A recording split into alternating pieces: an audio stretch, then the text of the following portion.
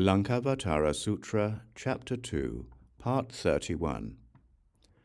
Mahāmati once again asked, "Bhagavan, please tell us about the causes and conditions of things, so that once we are aware of their characteristics, we bodhisattvas will avoid erroneous views concerning their existence or non-existence, and we will not mistake their appearance as sequential or simultaneous."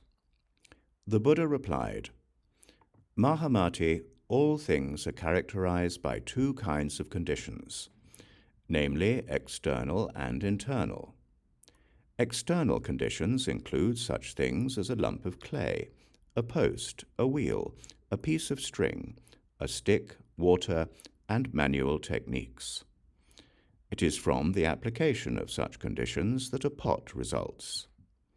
As with a pot from clay, the application of conditions likewise results in a rug from yarn, a mat from grass, a sprout from a seed, and butter from milk. These are the before and after results of external conditions. As for internal conditions, such things as ignorance, desire, and karma constitute the conditions, while the skandhas, dhatus, and ayatanas give rise to constitute the results of the conditions. They aren't separate, but this is how foolish people imagine them. This is what is meant by internal conditions. Mahāmati, there are 6 kinds of causes: an immanent cause, a connecting cause, a characterizing cause, an instrumental cause, a manifesting cause, and an inactive cause. An immanent cause produces internal and external effects as soon as it becomes a cause.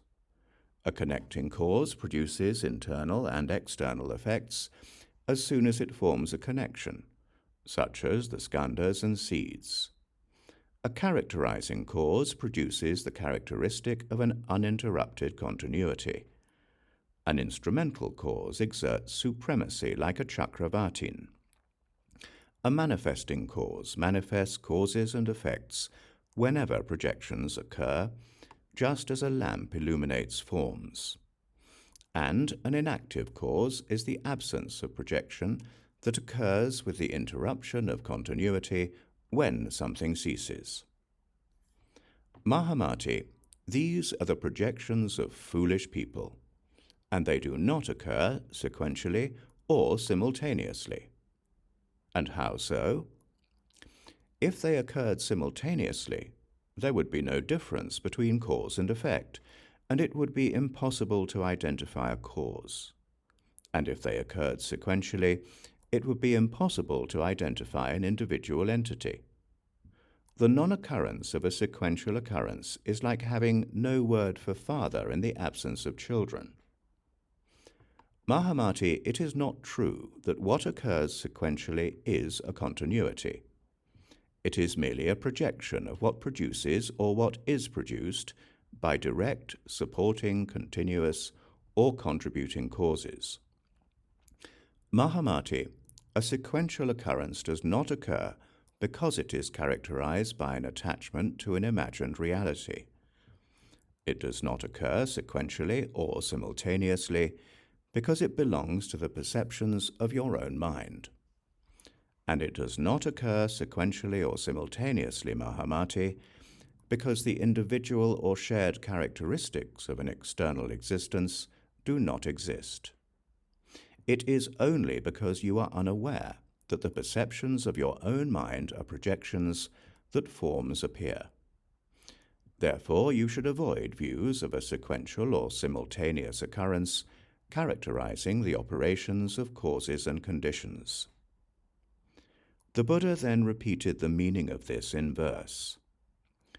Nothing arises from causes and conditions, nor does anything cease. At the heart of ceasing and arising arise conceptions of causes and conditions. This isn't to stop ceasing and arising, or the continuity of causes and conditions, only to stop foolish people from misconceiving causation. Something existing or not due to causes, no such thing occurs, The confusion of habit energy, from this the three realms appear. In truth, nothing arises from causes, nor does anything cease. Regard conditioned things like flowers in the sky. Let go deluded views, the grasping and the grasped. Nothing has arisen or ever will, nor do causes or conditions exist. Nothing exists at all, and these are nothing but words.